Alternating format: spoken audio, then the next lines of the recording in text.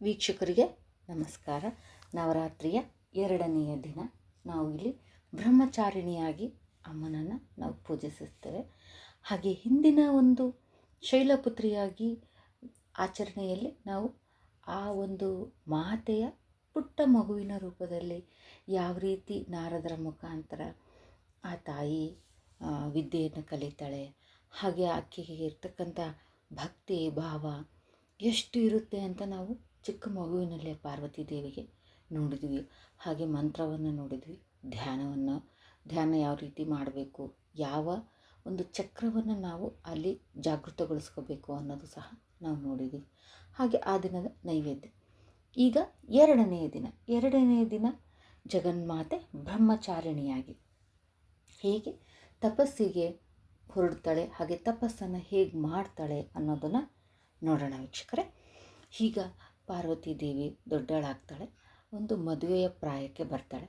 ಆಗ ಎಲ್ಲ ತಂದೆ ತಾಯರಿಗೆ ಇದ್ದಂಗೆ ಈ ಹಿಮವತ್ ರಾಜನಿಗೂ ಇರುತ್ತೆ, ಇಲ್ಲಿ ಶಿವ ಮೊದಲೇ ಭೈರಾಗಿ ಎಲ್ಲಿದ್ದಾನೆ ಏನು, ಆದರೆ ಅವ್ರಿಗೆ ಗೊತ್ತಿರುತ್ತೆ ಏನು ಆ ಸಂಘಟನೆಗಳು ನಡೀಬೇಕು ಅವು ಕರೆಕ್ಟಾಗಿ. ಆದರೆ ಇಲ್ಲಿ ಏನಪ್ಪ ಅಂದರೆ ದೇವತೆಗಳಿಗೆ ತಾರಕಾಸುರನ ಉಪಟಳ ಜಾಸ್ತಿ ಆಗಿರೋದ್ರಿಂದ ಇವರೇನು ಮಾಡ್ತಾರೆ, ಆದಷ್ಟು ಬೇಗ ಇವರ ಒಂದು ಶಿವಪಾರ್ವತಿಯರ ಮಿಲನ ಆದರೆ ಒಳ್ಳೆಯದು ಅಂತ ಅವರು ಕಾಯ್ತಾ ಇರ್ತಾರೆ.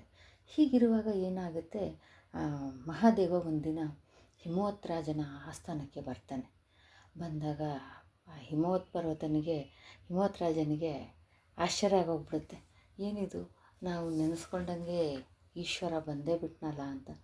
ಆಗ ಅವರಿಗೆ ಒಳ್ಳೆಯ ರೀತಿಯ ಅವರ ಆಸ್ಥಾನದಲ್ಲಿ ಕರೆದು ಆದರ ಆತಿಥ್ಯವನ್ನು ನೀಡ್ತಾರೆ.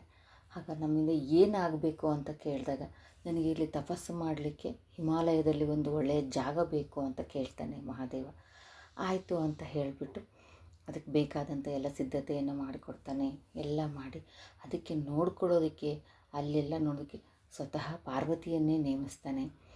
ಬೇರೆ ಸಖಿಯರು ಎಲ್ಲ ಇರ್ತಾರೆ, ಆದರೆ ಪಾರ್ವತಿನೂ ಆದರೆ ಕೆಲವೊಂದು ಈ ಒಂದು ಪೂಜೆ ಪುನಸ್ಕಾರ ರೆಡಿ ಅದರಲ್ಲಿ ಹೆಣ್ಮಕ್ಳು ಸ್ವಲ್ಪ ಮುಂದೆ ಇರ್ತಾರೆ ಮಾಡೋದ್ರಲ್ಲಿ ಅಚ್ಚುಕಟ್ಟಾಗಿ. ಹೀಗೆ ಪಾರ್ವತಿ ದೇವಿಯೂ ಆ ಒಂದು ಕೆಲಸದಲ್ಲಿ ಭಾಗಿಯಾಗ್ತಾಳೆ. ಹೀಗಿರುವಾಗ ಯಾವುದೇ ರೀತಿ ಅವರಿಗೆ ಶಿವನಿಗೆ ನಾನು ಈ ಪಾರ್ವತಿಯನ್ನೇ ಮದುವೆ ಆಗೋದು ಆಗಲಿ, ಪಾರ್ವತಿಗೆ ಶಿವನನ್ನೇ ಮದುವೆ ಆಗಲಿ, ಯಾವುದೇ ಆ ಥರ ಭಾವನೆಗಳು ಇರೋದೇ ಇಲ್ಲ. ಶಿವನಿಗೆ ಧ್ಯಾನ, ಪಾರ್ವತಿ ದೇವಿಗೆ ಒಂದು ಸೇವೆ. ಹೀಗೆ ಇರುವಾಗ ಹೀಗೆ ಆದರೆ ಇವರು ಯಾವಾಗ ಒಂದಾಗೋದು ಅನ್ನೋದು ಈ ದೇವತೆಗಳಿಗೆ ಅನುಮಾನ ಬಂದು ಏನು ಮಾಡ್ತಾರೆ, ಆ ಒಂದು ಮನ್ಮಥನ ಒಂದು ಸೃಷ್ಟಿ ಮಾಡಿಬಿಟ್ಟು ಮನ್ಮಥನಿಂದ ಬಾಣಗಳನ್ನು ಬಿಡಿಸೋದಕ್ಕೆ ಅವರು ರೆಡಿ ಮಾಡ್ಕೊತಾರೆ. ಆ ಟೈಮಿಗೆ ಏನಾಗುತ್ತೆ, ಮನ್ಮಥನೂ ರೆಡಿ ಆಗ್ತಾನೆ. ಅವನು ಮೊದಲೇ ಇದು ತಾನೆ, ನಾನು ಎಂತೆಂಥ ಋಷಿ ಮುನಿಗಳನ್ನೇ ಇದು ಮಾಡಿದ್ದೀನಿ, ಈ ಥರ ಎಲ್ಲ ಏನು ಅಂತ. ಆದರೂ ಎಲ್ಲೋ ಒಂದು ಕಡೆ ಶಿವ ಮೊದಲೇ ಕೋಪಿಷ್ಟ ಅಲ್ವಾ, ಭಯನೂ ಇರುತ್ತೆ. ಹೀಗಿರುವಾಗ ಏನಾಗುತ್ತೆ, ಅಲ್ಲಿ ಒಂದು ಪ್ರೇಮಾಂಕುರ ಆಗೋ ಥರ ಮನ್ಮಥ ಆ ಒಂದು ವಸಂತ ಕಾಲದ ಇದು ಆ ಒಂದು ವಾತಾವರಣನ ಸೃಷ್ಟಿ ಮಾಡ್ತಾನೆ.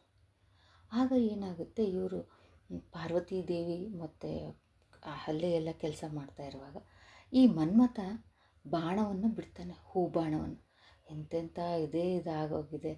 ಆಗಿರುವಾಗ ಈ ಹೂಬಾಣದಿಂದ ಸ್ವಲ್ಪ ಶಿವನ ಮನಸ್ಸು ವಿಚಲಿತ ಆಗುತ್ತೆ. ಕರೆಕ್ಟಾಗಿ ಆ ಪಾರ್ವತಿ ದೇವಿಯ ಹತ್ತಿರ ಬರೋದಕ್ಕದಕ್ಕೆ. ಆಗ ತಕ್ಷಣ ನೋಡ್ಕೊತಾನೆ, ಇನ್ನೂ ಅವನು ಬಾಣದಿಂದ ಕೈ ಸಹನೂ ಬಿಟ್ಟು ಇಳಿಸಿರಲ್ಲ. ಏನಿದು, ಯಾಕೆ ಈ ಥರ ಆಗ್ತಾಯಿದೆ ಅಂತ ಹಿಂಗೆ ನೋಡೋದ್ರೊಳಗನೆ ಶಿವ 3ನೇ ಕಣ್ಣಿಂದ ಮನ್ಮಥನನ್ನು ಸುಟ್ಟು ಬೂದಿ ಮಾಡಿಬಿಡ್ತಾನೆ. ಆಗ ಅಲ್ಲಿ ಯಾರ ತಪ್ಪು ಇರಲ್ಲ, ಮನ್ಮಥನ ಹೆಂಡತಿ ಸಹನೂ ತುಂಬ ಗೋಗರಿತಾಳೆ. ಅವನು ಅನಂಗನಾಗ್ಬಿಡ್ತಾನೆ. ನಿನ್ನ ಕಣ್ಣಿಗೆ ಮಾತ್ರ ನಿನ್ನ ಪತಿ ಕಾಣಿಸ್ತಾನೆ ಅಂತ ಹೇಳಿಬಿಟ್ಟು ಶಿವ ಅಲ್ಲಿಂದ ಜಾಗ ಖಾಲಿ ಮಾಡಿಬಿಡ್ತಾನೆ. ಆಗ ಪಾರ್ವತಿ ದೇವಿ, ಏನಿದು, ಯಾಕೆ ಈ ಥರ ಆಗ್ತಾ ಆಯಿತು, ನಾನು ಇನ್ನೂ ಏನು ಮಾಡಬೇಕು, ನಾನು ಇದನ್ನೆಲ್ಲ ಬಿಟ್ಟು ನನಗಿರ್ತಕ್ಕಂಥ ಒಂದು ಸಕಲ ವೈಭೋಗ, ಈ ಅರಮನೆ ಸೇವೆ ಎಲ್ಲ ಬಿಟ್ಟು ಶಿವನೇ ನನ್ನ ಪತಿ ಆಗಬೇಕು ಅನ್ನೋದು ಇರೋದರಿಂದ, ಆಗ ನಾನು ಇದಕ್ಕೆ ಸರಿಯಾದ ಒಂದು ಆಚರಣೆ ನಾನು ಮಾಡಲೇಬೇಕು, ತಪಸ್ಸಾಚರಣೆ ಮಾಡಬೇಕು ಅಂತ ಹೇಳಿಬಿಟ್ಟು ಅರಮನೆಗೆ ಹೋಗ್ಬಿಟ್ಟು ತನ್ನ ಏನೇನಿರುತ್ತೋ ಅದನ್ನೆಲ್ಲ ಬಿಚ್ಚಿ ಹಾಕಿ ಆಭರಣಗಳು, ಜಡೆ ಎಲ್ಲ ಮಾಮೂಲಿ ಜಡೆ ಕಟ್ಬಿಟ್ಟು ರುದ್ರಾಕ್ಷಿ ಮಾಲೆ ಧರಿಸಿ ಕಮಂಡಲ ಹಿಡಿದು ನಾರು ಬಟ್ಟೆಯನ್ನು ದೀಕ್ಷಾ ವಸ್ತ್ರಗಳನ್ನು ಧರಿಸ್ತಾಳೆ ಪಾರ್ವತೀ ದೇವಿ. ಧರಿಸ್ಬಿಟ್ಟು ಅತಿ ಎತ್ತರವಾದ ಪರ್ವತ ಕಾಂಚನಜುಂಗ ಅಲ್ಲಿ ಹೋಗ್ಬಿಟ್ಟು ತಪಸ್ಸು ಮಾಡ್ತಾಳೆ. ಎಲ್ಲ ಥರ ಅಗ್ನಿಯಿಂದ ತಪಸ್ಸು ಮಾಡ್ತಾಳೆ. ಆಮೇಲೆ ನೀರಲ್ಲಿ ನಿಂತು ಮಳೆಯಲ್ಲಿ ಆಮೇಲೆ ಎಷ್ಟು ಕುಂಭಕ ರೇಚಕ ಮಾಡಿಬಿಟ್ಟು ಎಲ್ಲ ಥರ ತಪಸ್ಸನ್ನು ಮಾಡ್ತಾಳೆ ಪಾರ್ವತೀ ದೇವಿ. ಅಂಥ ಕೊರೆಯುವ ಚಳಿಯಲ್ಲಿ ಅದು ಆ ಚಳಿಗೆ ಅವಳ ಮೈಯೆಲ್ಲ ಒಡೆದೋದಂಗೆ ಆಗುತ್ತೆ. ಆ ಒಂದು ಅವಳ ತಪಸ್ಸಿನ ಒಂದು ಆರ ಏನಿರುತ್ತೋ ಅದು ಅಲೆ ಅಲೆಯಾಗಿ ಎಲ್ಲ ಹಿಮಾಲಯದೆಲ್ಲ ಹರಡಿ ಅಲ್ಲಿರ್ತಕ್ಕಂಥ ಪಶು ಪಕ್ಷಿಗಳು ಪ್ರಾಣಿಗಳು ಯಾವುದೇ ಕೆಟ್ಟ ಒಂದು ಭಾವನೆ ಇಲ್ಲದೆ ಅನ್ಯೋನ್ಯವಾಗಿ ವಾಸ ಮಾಡೋಕ್ಕೆ ಶುರು ಮಾಡ್ತಾರೆ. ಇಷ್ಟು ಋಷಿ ಮುನಿಗಳು ಸಹ ಬಂದು ಪಾರ್ವತೀ ದೇವಿ ಹತ್ರ ಈ ಒಂದು ಧ್ಯಾನದ ಬಗ್ಗೆ ಹೇಳಿಸ್ಕೊಳ್ತಾ ತಪಸ್ಸಿನ ಬಗ್ಗೆ ಕೇಳ್ಕೊಂಡು ಹೋಗ್ತಾ ಇರ್ತಾರೆ. ಹೀಗೆ ಬಂದಿರತಕ್ಕಂಥ ಅತಿಥಿ ಸತ್ಕಾರ ಮಾಡೋದು, ಧ್ಯಾನ ಮಾಡೋದು ಶಿವನ ಬಗ್ಗೆ. ಹೀಗಿರುವಾಗ ಸಪ್ತಋಷಿಗಳನ್ನು ಸಹ ನೋಡಿ ಸಾಕು ಶಿವ, ಇಷ್ಟು ಪರೀಕ್ಷೆ ಮಾಡಿದ್ದು ಪಾರ್ವತೀ ದೇವಿ ನಿಮಗೋಸ್ಕರನೇ ಕಾಯ್ತಾ ಇದ್ದಾಳೆ, ಈ ಒಂದು ಸರಿಯಾದ ಸಮಯ ಅಂತ ಹೇಳ್ತಾಳೆ. ಆಗ ಶಿವ ಬಂದ್ಬಿಟ್ಟು ಬೇರೆ ರೂಪದಲ್ಲಿ ಬಂದು ಪಾರ್ವತಿಯನ್ನು ಪರೀಕ್ಷೆ ಮಾಡೋದಕ್ಕೆ ತನ್ನ ಸಖಿ ಹತ್ರ ಕೇಳ್ತಾಳೆ. ಅವಳು ಧ್ಯಾನಕ್ಕೆ ತಗೊಂಡೋಗಿ ಏನಕ್ಕೋಸ್ಕರ ಇಷ್ಟೆಲ್ಲ ಕಷ್ಟಪಟ್ಟು ತಪಸ್ಸು ಮಾಡ್ತಾ ಇದ್ದಾರೆ ಅಂತ.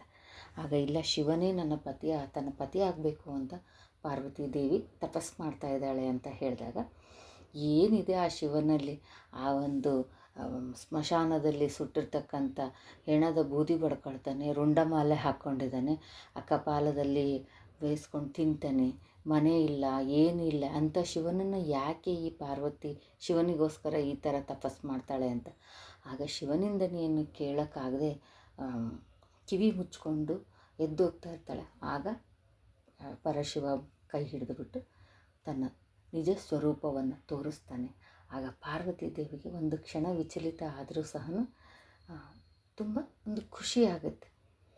ಆಗ ಮತ್ತೆ ಯಥಾ ರೀತಿ ಹೇಗೆ ಪಾರ್ವತೀ ದೇವಿ ತನ್ನ ತಂದೆಗೆ ಹೇಳಿಬಿಟ್ಟು, ನೀವು ಬಂದು ನನ್ನ ತಂದೆ ಹತ್ರ ಮಾತಾಡಿ ನಮ್ಮ ಮದುವೆಗೆ ಕನ್ಯಾ ಭಿಕ್ಷೆಯನ್ನು ಕೇಳಿ ಅಂತ ಹೇಳಿಬಿಟ್ಟು ಅಲ್ಲಿಂದ ಮತ್ತೆ ಹೋಗ್ತಾಳೆ ಪಾರ್ವತೀ ದೇವಿ. ಇನ್ನು ಮುಂದಿನ 3ನೇ ದಿನ ಚಂದ್ರಘಂಟಾ ದೇವಿಯಾಗಿ ಶಿವನನ್ನು ಹೇಗೆ ವರಿಸ್ತಾಳೆ ಅನ್ನೋದು ನಾವು ಮುಂದಿನ 3ನೇ ದಿನದಲ್ಲಿ ನೋಡೋಣ.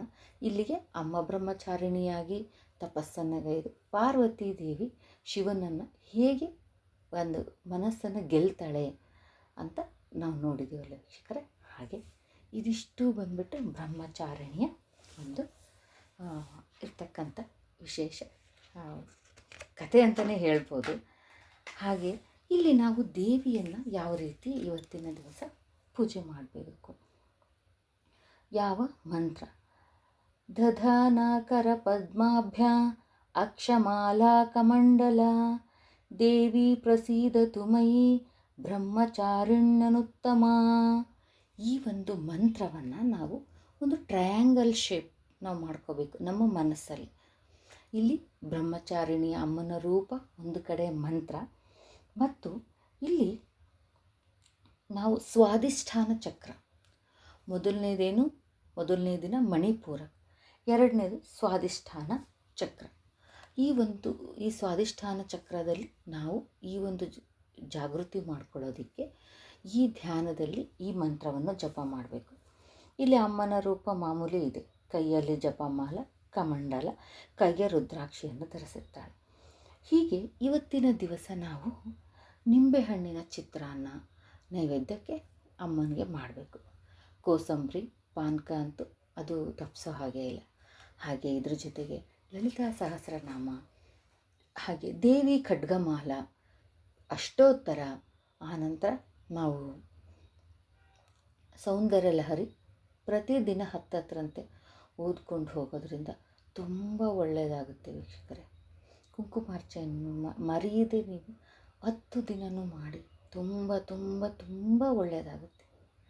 ಇದಿಷ್ಟು 2ನೇ ದಿನದ ಅಮ್ಮನ ವಿಶೇಷ ಅಂತಲೇ ಹೇಳ್ಬೋದು. ಮತ್ತು ಚಂದ್ರಘಂಟಾ ದೇವಿಯಾಗಿ 3ನೇ ದಿನದಲ್ಲಿ ಆ ವಿಶೇಷವನ್ನು ಮೂರನೇ ದಿನ ತಿಳ್ಕೊಳ್ಳೋಣ ವೀಕ್ಷಕರೇ. ಮತ್ತೆ ಮುಂದಿನ ವಿಡಿಯೋದಲ್ಲಿ ಸಿಗೋಣ. ಧನ್ಯವಾದಗಳು.